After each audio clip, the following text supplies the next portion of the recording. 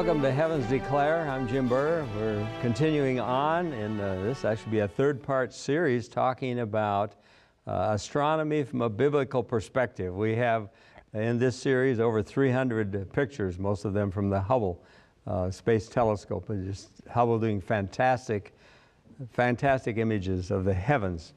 And but I thought I'd share a little experience. I travel a lot lecturing. My wife and I travel a lot. We do camp meetings in many countries and around the U.S. and often get a chance to witness on the airplane.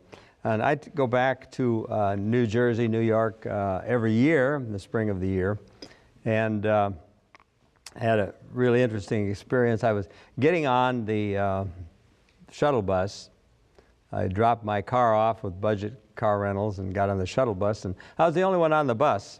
It was in the evening, and the driver said, "Are you a musician?" I must have been carrying a case or something. No, I build telescopes. He says, "You build telescopes?" He says, "I want to know about aliens." And I said, "Well, you know, I think aliens, UFOs is actually what he was saying, UFOs and aliens. I said, I think UFOs probably could be some experimental government activity, and I think some of it may be demonic activity. And I think, you know, the Bible tells us that there will be false Christs and false prophets. In the last days, we should not be deceived. And I think Satan may be preparing the world for a deception of false Christ coming." And so I think, you know, this could be secret government activity, maybe alien. That's what I want to hear. He says, "You a scientist and you believe in God?" I says, "Yeah." You know, and he says, "Well, man, I got questions." And so he started asking questions. And in fact, he drove us to LaGuardia Airport in New York, and I said, "You know, I'm no hurry to leave. I'm turning my car in tonight. I'm leaving in the morning. I got a hotel." And so he drove around the drop-off area in LaGuardia so that he could ask more questions. I had one video left on creation evolution. I shared that with him, gave him my email. I said, "You know, email me. I've got more stuff I'd like to share with you." And so that was cool, but he never emailed me. Well, guess what? A year later, in April, I'm going back. I get on the bus, turn in my car again at budget, and I'm the only one on the bus, and here is the same man driving. And he said, "This didn't just happen." So once again, we got into conversation. I mean, in New York City, how many people in New York City? I'm the only guy on the bus. Well, guess what? The third year I go back, I get on the bus. This time I'm getting on, I arrive around 11 in the morning. I get on the bus, and I have one person in the back. I'm getting on the side, and the man driving up front, I said, do you know who Elliot is?" He goes, "I'm Elliot." He said, "This didn't just happen, you know." And I said, "The Lord's got plans for you. I'm preaching in out in Long Island tomorrow." I said, "I'll pick you up and take you out there." Well, he did actually had to work, so we didn't get to do that. But it was exciting sharing in many stories on airplanes and sharing things with people that just really make life fun. But one of these flights from New York, I got into Denver 2 in the morning on a red eye. So I get in my car, turn on the radio station KOA, and I always, have all these call-in stations on my speed dial. So I turn on the radio in KOA, just in time to hear the announcer say, "Professor, you say you have written a book that you can prove there's no God through physics." And the professor said, "Well, that's a little strong. I would say I can show through physics that there's no God." And I thought, man, I've got to get on the radio. So I speed dial, get right in KOA on the phone, and I get right in. And I say to the professor, I say, "You know, you say that you can show there's no God through physics. I think that I can show you trust the Bible through physics." And Professor, I'm on the freeway, and so I want to paraphrase some statements from different magazines that I've read. And in fact, in July of 2001, Sky and Telescope magazine issues had a report on the fact that now the universe seems to be expanding. You would think that the universe gravity would pull it back together and we'd have a big crunch. And for many years they thought that's how the universe would end. They have the Big Bang and then the big crunch. It comes back together. But now as they look at these type A supernovas, it seems to be steady after steady after steady that not only is the universe continuing to expand, it is expanding faster every day. And there's an article, and as I mentioned, in Sky and Telescope magazine in July of 2001. This article said if this is true, this violates all standard physics. How can you show there's no God through physics if this discovery violates all physics? And I said another report was written, and this was in Astronomy magazine, and this is a report about Laura and Postman, two well-known astrophysicists. And they've been watching the universe, and all of a sudden they seem to have discovered a river of galaxies. The article said they've discovered what looks like a river of galaxies going off in another direction. And the article said, if this is true, we know less than nothing. And I said, Professor, you know that most scientists say when life arose on Earth, it was a reducing atmosphere. There was no oxygen. And they used methane, ammonia, and hydrogen to simulate this early atmosphere of how life could have gotten started, Miller and Urey, and we talked about that in previous programs. And so most scientists would agree that life arose on Earth, we couldn't have oxygen. Oxygen would have oxidized everything. So I said, but Professor, when you read the books, they will tell you that in these supernova eruptions, these exploding stars, are created all the elements for life, including oxygen. So Professor, they say oxygen was made in these supernovas, which helped create the sun, and yet when life arose on Earth, there was no oxygen. And then when you get the first living cell, what do you need? Copious amounts of oxygen. And the professor said, well, you just ought to stop reading those magazines. So about this time, the radio, station says, we got the 3 o'clock. It's 3 in the morning. I've been around the sun already 78 times. I should be in bed sleeping, but man, I was pumped. 3 in the morning, the announcer said, we have the 3 o'clock news break coming up. Can I stay over and interview this guy after the news break? Which I did. I was happy to do. In fact, I live in the mountains. I had pulled over and found a place where I could talk on the phone. In Colorado, you can talk on the telephone when you're driving. You don't have to. Some places you can't do that. So we had the news break.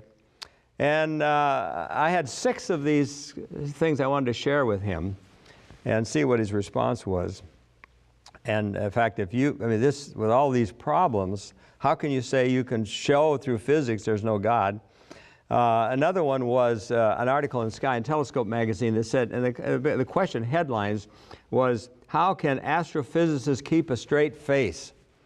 This magazine, a whole article on this, because they say there's so much disagreement in the Big Bang, so much disagreement, they present to the public. They come across to the public as though the Big Bang is a fact, it's a done deal, it's good science, it's testable science.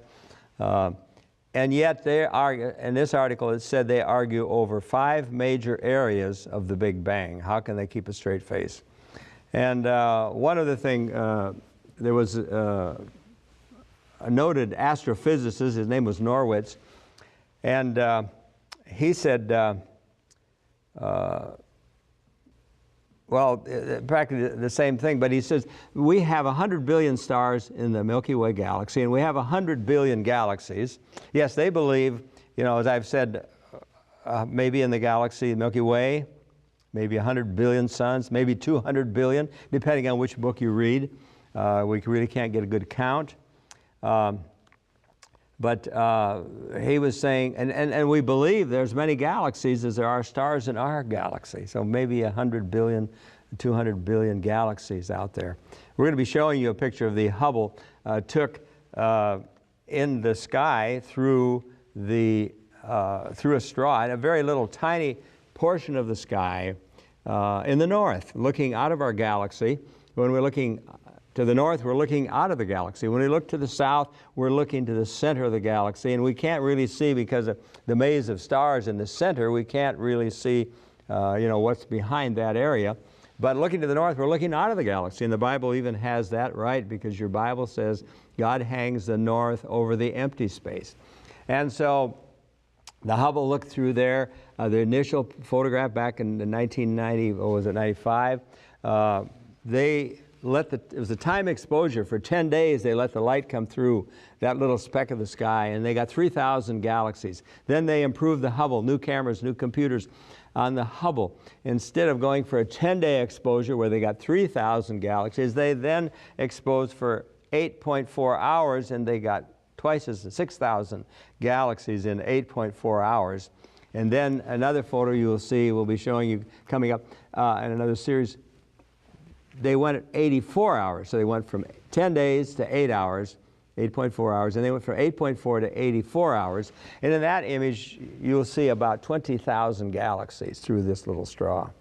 And so they believe, they would tell you, there's probably as many galaxies out there as there are stars in our galaxy. If you were going to photograph the whole sky through a straw, how many pictures would you have to take?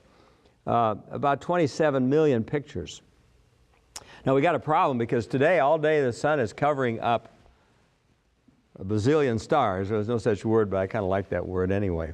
And so we can't see all the stars, all the galaxies that would be in the sky during the day, but 6 months from now, the Earth is going to be over there on the other side of the sun will be behind us, and we'll be able to see the rest of the galaxies, and then we'd need to go to the southern hemisphere to cover the stuff we can't see. You know, people from the southern hemisphere can't see the Big Dipper and many of the constellations. You know, we can't see the Southern Cross and many things they see.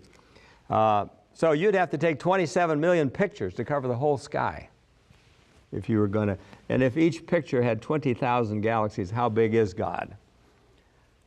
You know, my ways are not your ways. My thoughts are not your thoughts. As high as the heavens are above the earth, are God's ways above our ways. So Norwitz said, we have 100 billion, 200 billion stars in the Milky Way, and we have 100, 200 billion other galaxies. He said the silent embarrassment to astrophysicists, they cannot tell you how even one star formed. We've got a graphic coming up of a galaxy face on, and just to give you an idea of the size of the galaxy, you'll see at the top, you'll see an arrow at the top of the galaxy and an arrow at the bottom of the galaxy. And suppose you were to travel across the galaxy, and you got to the other side of the galaxy, you get your cell phone out, and you say, you know, I should call home and see how everything's doing back home. Okay, so you've traveled across the galaxy, you get to the other side of the galaxy, and you're going to make a phone call. Now, these radio waves are traveling 186,000 miles a second. It's going to take you at least 100,000 years to get the phone to ring. If your mama at the other end says hello, it would take you 200,000 years to hear the hello. That's the size of these galaxies, 100, 200,000 years. Traveling at the speed of light, 186,000 miles a second, would take you 100 to 200,000 years to get a phone call across the galaxy. So that gives you some idea the size of the galaxy. I want to show you a couple other pictures of galaxies. The best illustration, if you want to show your kids, or take two Chinette paper plates, put them together, and you'll see there'll be like a circle in one way, and you'll see a thin line with a bulge. And our next graphic shows an edge-on galaxy, and you see the bulge in the center. Now, it's still going to take you 100,000, 200,000 years to get a phone call from the top to the bottom of that. But just as an example, we see galaxies from all different directions. And we have one more graphic coming up, and that one is very interesting. It's a real problem for evolution, because it seems that the arms are going both ways. The law of conservation of angular momentum, they should be spinning the same way. You see arms going in and going out, actually revolving in and out. And so that's a real problem for evolution. The next picture we have is a beautiful picture of Orion. This is a nebula. There are basically four types of nebulae in the sky. There are nebulae that glow because they're hot. There's nebulae that glow because they're embedded with hot stars. There's dark nebulae, which the horsehead you'll be seeing coming up in some of our programs is just dust, interstellar dust. And then we have exploding stars, which we've talked about. The biggest stars seem to use up their fuel. And as they burn up their fuel, they tend to expand and get bigger and bigger like a balloon. We pretty much know this happens. They get bigger and bigger till they can't, like a balloon, they pop, they explode. Can't support this outer shell. And when this happens, we get this explosion. The gas is traveling out at hundreds of thousands, 200, 300, 400,000 miles, 500,000 miles an hour. This gas expands out in all directions. And some of these they've actually photographed. You can actually photograph this expanding gas over a period every 10, 15 years, and you can play it back on a computer and see and verify when it happened. It doesn't happen very often in the Milky Way galaxy. In fact, since the invention of the telescope in the last 400 years, we have not seen a supernova in the Milky Way galaxy. We did see one quite close to our galaxy, a little companion galaxy. In the south, we have the Magellanic Clouds. And in February 25, 1987, we had a star. Nobody noticed this star the night, but it was just like another star. And all of a sudden, it just went, supernova went bright. Brightest thing in the whole galaxy. Some of these can actually be seen in the daytime. We've talked about that before, actually. Look at a scripture. If you'd like to put that together with the God and the Creator in heaven. If you look at Hebrews 1 verse 3, it said, 1 verse 11, where it says, of old he laid the foundations of the earth, and the heavens are the works of his hands. They will perish. The heavens are going to perish. Yea, all of them shall wax old like a garment. As a vesture shalt thou change them, and they shall be changed. Psalm 102, 25 and 26 repeats almost the same thing. And so some stars, this is my vesture. King James talks about a vesture. This is an outer jacket. And some stars repeatedly cast off an outer shell. Eta Carini, for instance, does it about every 5.2 years. We see a blast come off. Some people found that scripture to be helpful. I want to talk a little bit about comets. And as an illustration, this would be kind of what a comet looks like. Now, a comet is the biggest thing and the smallest thing in the solar system. A comet, we have an ice cube, okay, just a chunk of ice. A comet, the nucleus, is just a chunk of ice. And it travels in our solar system, you know. And when it gets out, it will travel out past Jupiter, Saturn, maybe Uranus, Neptune, and then it begins falling towards the sun. And so it'll orbit the sun. And as it gets close to the sun, this ice cube vaporizes. So what could be 5-mile chunk, a 5-mile ice cube, okay? The nucleus could be a 5-mile ice cube in diameter, but when it gets close to the sun, as it comes in towards the sun, we'll say that my computer is the sun, the heat from the sun, the solar wind, causes this ice to vaporize. This little, 5-mile ice cube could become 100,000-mile. We call this now the coma. So the core is the nucleus, and that's the ice cube, but then the vapor cloud around it, we call this the nucleus, and the tail is formed by the solar wind. So as a comet comes in to go, and remember the sun is my computer now, as it goes around the sun, the tail always points away from the sun. And what's really interesting, the comet leaves the sun running into its tail. Solar wind is causing this tail, and yet the comet is moving away, still causing the coma. And so as it travels out in space, it gets, smaller and smaller and smaller till when it gets out by Neptune, Uranus, then we can't even see it. Now what's interesting, the comet leaves behind it, particles. It's dust. It has a dusty tail in it. It has an ion tail and vapor tail. And so behind the comet, it has this debris that's spread out. Now, this debris is mass. It's going to follow the same order. So as the comet has gone, it's going to leave a long tail of dust behind it. Now, it goes past Venus, it does a little dance. It goes past Jupiter, it does a little dance. So it tends to want to spread out. So in space, even though the comet may have already been around the sun, we still have this debris of particles behind it. Even though it may be way past the sun, we still have these particles from the comet tend to want to follow the comet orbit of the comet, follow the same orbit. Well, now we've got the Earth going around the Sun. The Earth is going around the Sun at 66,000 miles an hour. What happens if the Earth runs into these particles of dust?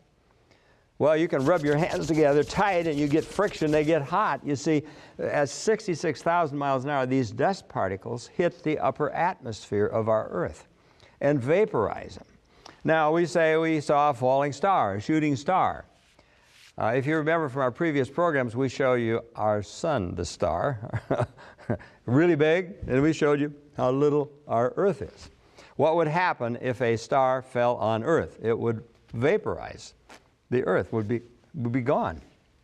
But when the Bible says the stars are going to fall from heaven, the Bible talks like we would look in the sky and see things. We say a shooting star, a falling star, because they look like stars, but actually particles of dust, because our Earth is traveling 66,000 miles an hour through space. It goes through areas, and we have these periodic comet meteor showers, like August, around the 12th of August is the Perseid meteor shower. And the name comes from the constellation. The stars appear to be falling from the constellation of Perseus, and that's where we get the name. In November, we have the Leonids. They appear to come from the constellation of Leo. In December, we have the Geminis. And these were all the comets have gone. Almost every month we have what we call periodic meteor showers, because the Earth is going around where a comet has gone.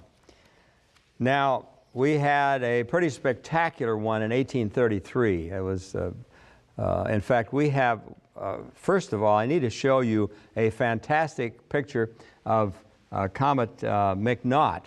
Comet McNaught was, it's been 3 or 4 years ago. Most fantastic comet I've ever seen. It was actually visible in the daytime. I went up to the top of our building right at sunset, and you could actually see this comet in the daytime. And so, but you see the particles behind it, that it leaves behind this Comet McNaught. And you can imagine the particles there. If the Earth were to travel through there at 66,000 miles an hour, what would happen? Well, in 1833, we had the meteor shower, we're called the Leonids, around the middle of November. And you can still go out and see particles left over from that shower. But it turns out Comet Tempel-Tuttle was responsible for that meteor shower. Comet Tempel-Tuttle is a 33-year comet, so every 33 years it goes around. And that was 1833, and even down in 1966, 1999. It's continuing to go around, but it still has this whole path of debris that it has left behind it. And so if you go out about the middle of November, 15th, 16th of November, you can see the remnant of that. And the next event would be in 2033. And it'll be on the news. In 1999, it was on the news like crazy. In fact, they were saying they really had plotted this comet very well. And they were able to predict that the best views of this meteor shower of 1999 would be in the Orient. And I went on Travelocity and made a bid. You could bid on airline tickets to go to Hawaii so I could see the meteor shower. Well, I didn't get the offer, so I didn't get to go, but they were correct. It was actually the most spectacular in the Orient. Well, there's one more graphic coming up, and that shows you, they didn't have good cameras in 1833, but it shows you an artist's conception of what the stars, the falling stars of 1833. And this, of course, created a great interest in the second coming of Christ, because people saw it as a sign, that the time of the end, that the stars were falling, as the Bible talks about, the end of time. The sun will be dark, the moon will turn to blood and not give her light, and the stars will fall from heaven. And so this was a great, exciting event of 1833. Now, the stars were falling at the rate of, actually, they figured about 100,000 an hour. It seemed like 100,000 an hour. They were coming straight down from Leo in November. Leo is straight overhead, and we had I watched the one in 1999, and these are fireballs. They are very bright. In fact, they actually, some of them created shadows on the ground of the pine trees where I live in the mountains. And so it was a pretty spectacular event, the most spectacular one I've seen. But they're coming straight down out of Leo in November because Leo is straight overhead. And so people thought this was really a sign of the time of the end. One farmer went out and said that he was going to see if there were any stars left because he was sure that all the stars fell the night before. Well, the Bible tells us that because he's strong in power, not one faileth. And once again, and you'll be seeing in this series, I guess, the last week's program, we showed you the size of our sun. We showed you the size of, Arcturus and Betelgeuse and Canis Majoris, these huge, huge stars. And when we put these stars on the screen, these big, huge stars, you can't even see the size of the Earth. You couldn't even put a pin on the screen and show you the size of the Earth.